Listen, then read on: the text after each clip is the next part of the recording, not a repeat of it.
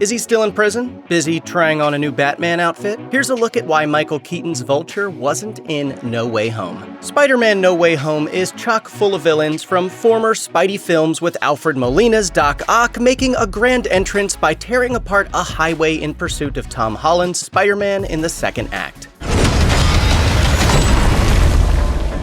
Hello, Peter. Stealing the show is Willem Dafoe as Norman Osborn, who plays nice before delivering a devastating blow as Green Goblin.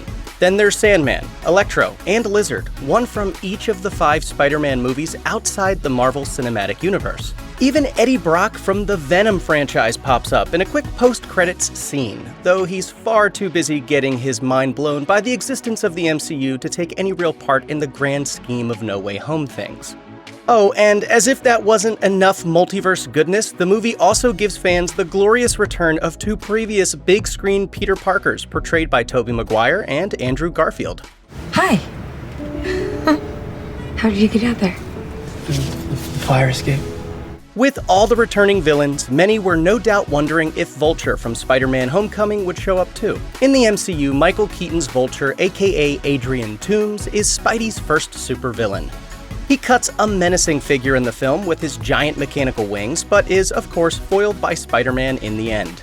We last saw him in one of the Homecoming post-credit scenes, where he's in prison talking to Mac Gargan, aka Scorpion, and is unwilling to reveal Spider-Man's identity.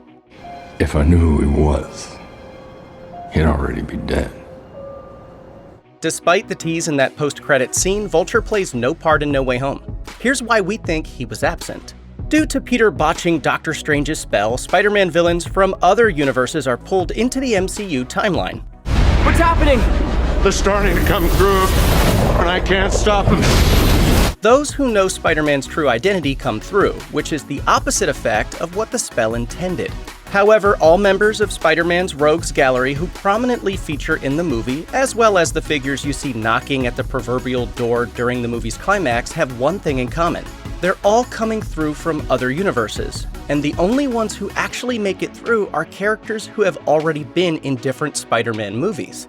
Dafoe's Green Goblin, Molina's Doc Ock, and Church's Sandman all hail from Sam Raimi's Spider-Man trilogy, while Rhys Ifans' Lizard and Jamie Foxx's Electro both come from Marc Webb's The Amazing Spider-Man movies, and Hardy's Venom is his own thing. The movie also seems to go for one iconic villain per movie, which rules out baddies like James Franco's New Goblin. No. He despised you.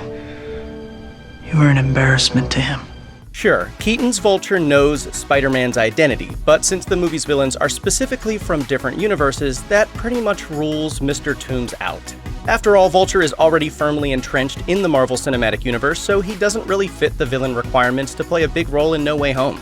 Besides, even if he did, there's the fact that as far as viewers know, Vulture is still in prison after the events of Spider-Man Homecoming. As Spider-Man No Way Home readily and repeatedly proves, you can never count a good Spider-Man villain out just because they've been defeated in one movie. Besides, Michael Keaton's impending return as Batman implies that the acting legend is still perfectly willing to operate in the world of superheroes. As such, it might very well be that one of the reasons you didn't see Keaton's flying villain in Spider-Man No Way Home is that he's already set to feature in another upcoming project. A recent trailer revealed that some version of Vulture will likely be in Sony's upcoming Morbius, at least judging by the fact that Keaton appears as a man who sure seems to be Adrian Toomes, talking to the titular Dr. Morbius. Hey, Dr. Mike, you and I should stay in touch. According to The Hollywood Reporter, Keaton is indeed playing Vulture in the movie, even though it appears that Morbius doesn't take place in the MCU. Instead, it exists in the same universe as Venom, which is certainly different from the MCU. Going by the fact that the Venom Let There Be Carnage and Spider-Man No Way Home post-credits scene depict Eddie Brock being transported between the two universes. As such, it certainly seems that you will see Keaton's Vulture sooner rather than later, only it's in a different corner of the multiverse than you might have expected. Check out one of our newest videos right here. Plus, even more Looper videos about your favorite movies are coming soon. Subscribe to our YouTube channel and hit the bell so you don't miss a single one.